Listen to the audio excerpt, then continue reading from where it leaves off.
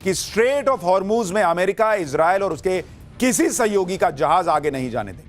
America, Israel, उसके सहयोगियों का कोई भी जहाज निकलेगा तो उसको मार देंगे, टारगेट करके फोड़ देंगे। ईरान ने खुली धमकी दे दी है कि 1 लीटर तेल भी, 1 लीटर भी कह रहा है कि 1 लीटर तेल भी स्ट्रेट ऑफ हॉर्मूज से जाने नहीं दूंगा। अमेरिका चाहे जितना जोर लगा ले, तेल के दाम कम नहीं करा पाएगा। तेल के दाम $200 तक चले जाएंगे, ईरान कह रहा है। सुनिए ईरान की सेना क्या धमकी दे रही है, फिर आपको बताता हूं कि तेल के दाम को लेकर क्या खबर आई।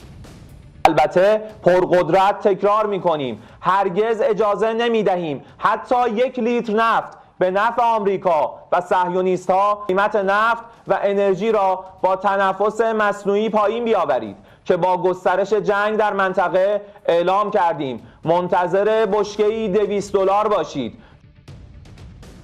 अगर तेल $200 पर पहुंच गया तो ट्रंप के पसीने छूट जाएंगे। कुछ दिन पहले कच्चा तेल जब 120 के करीब पहुंच गया था, तभी ट्रंप कहने लगे थे कि युद्ध जल्दी खत्म हो जाएगा। इससे कच्चे तेल के दाम $100 के नीचे आ गए। लेकिन ट्रंप को पता है कि यह पैतरा कितने दिन चलेगा। दुनिया भी तो देखेगी कि एक बार मान लिया, 2 बार मान लिया, हर बार थोड़ी मान लेगी। इसलिए स्ट्रेट ऑफ हॉर्मूज पर ट्रंप ने ईरान को खुली धमकी दे दी कि अगर हॉर्मूज से तेल की आपूर्ति पर ईरान रोक लगाता है तो उस पर 20 गुना ज्यादा ताकत से हमला होगा।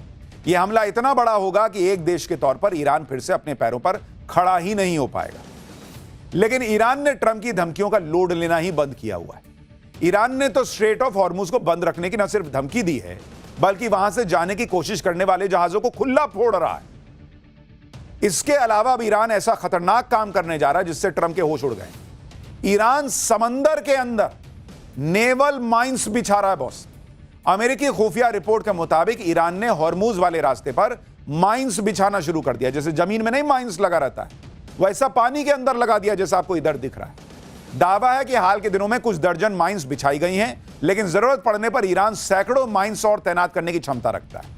ईरान के पास छोटे जहाजों और विशेष नौकाओं का एक नेटवर्क है जो जल्दी से माइंस बिछा सकते हैं। नेवल माइंस पानी के नीचे लगाए जाने वाले विस्फोटक उपकरण होते हैं जो सी रूट को सुरक्षित रखने और दुश्मनों के जहाजों को उड़ाने के काम आते हैं।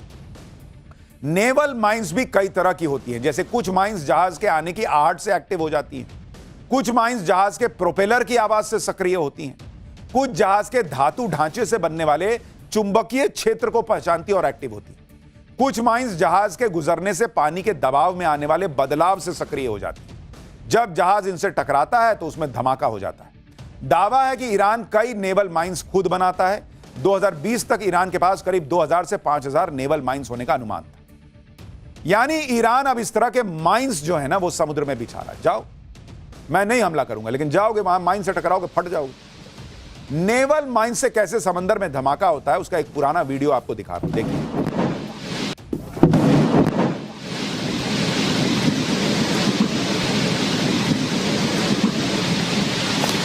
वैसे ही ट्रंप ने ईरान को नई धमकी दी। ट्रंप कह रहे हैं कि